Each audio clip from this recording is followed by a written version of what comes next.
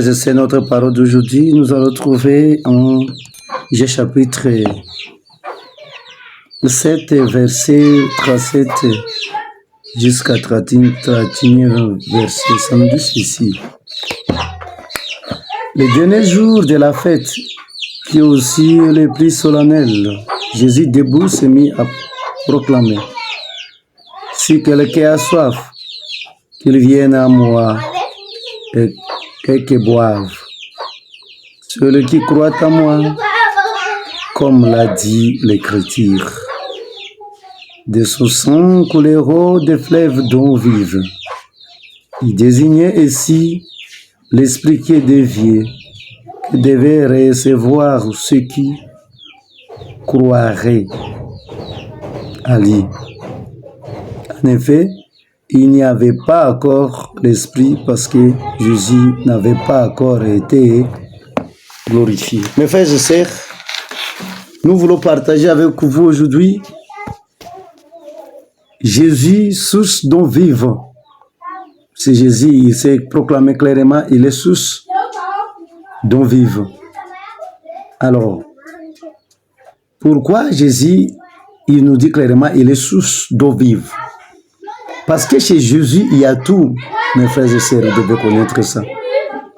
Dans le Christ, nous avons une vie abondante, une vie de joie, une vie de paix, une vie de gloire. C'est à Jésus-Christ.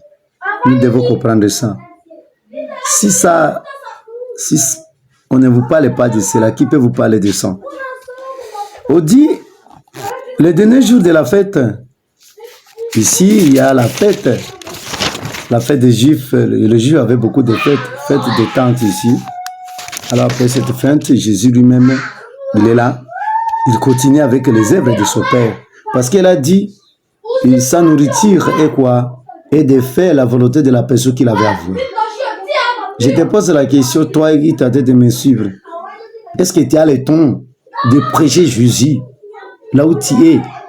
À travers tes comportements, à travers tes paroles, à travers tes actes, dans ton bureau, avec ta famille, vos entourages, etc. Est-ce que tu as le temps de parler de Jésus-Christ? Ou bien tu parles toujours de l'argent, tu parles toujours des affaires, mais aucun jour tu parles de Jésus-Christ. Alors, ce qui est ici, nous trouvons, si quelqu'un a soif, qu'il vienne à moi et qu'il boive. Si quelqu'un a soif, sauf de quoi? Sauf de la parole, sauf de la prière, sauf de la nourriture quotidienne, qui est sa parole. Qu'il vienne auprès de Jésus-Christ, parce que c'est Jésus qui a tout.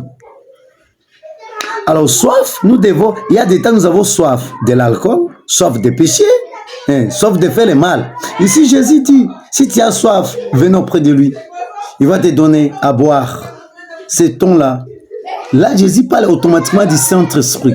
Dès que le Saint-Esprit sera avec toi, mon frère et ma sœur, vous allez voir, tout doit changer de vous.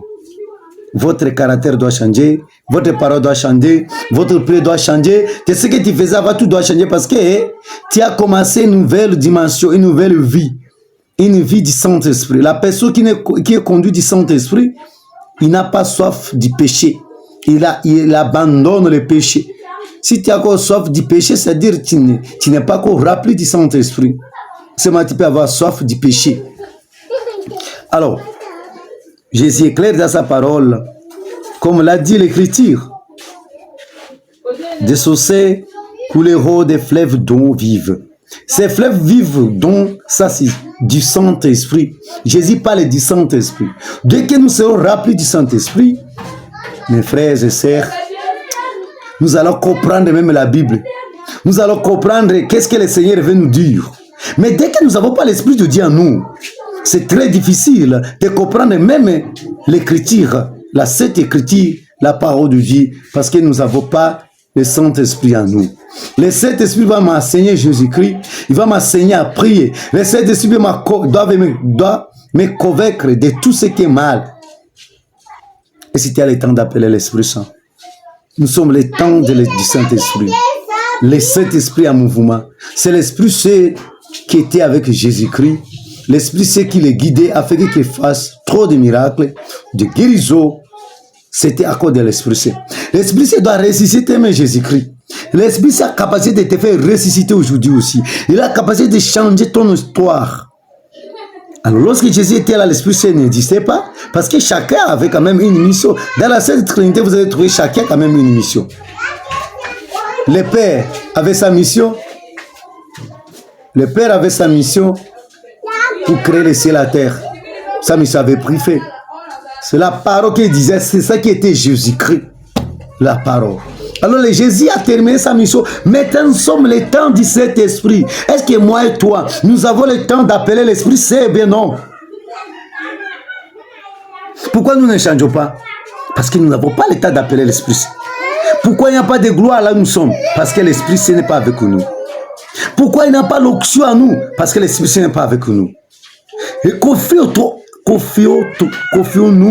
au Saint-Esprit. Et là, nous allons vaincre le monde. Nous allons vaincre les péchés. Nous allons prier avec l'onction.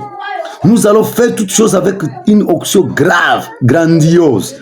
Laisse-toi conduire par Saint-Esprit et le péché n'aura pas la place dans ta vie.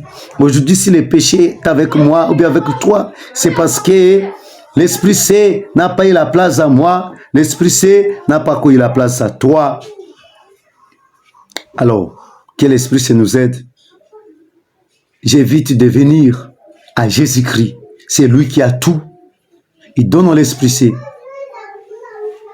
L'Esprit Saint attache notre soif de vie. C'est une invitation. Nous devons adhérer à lui. Mais au lieu de cela, les gens se divisent à ce sujet.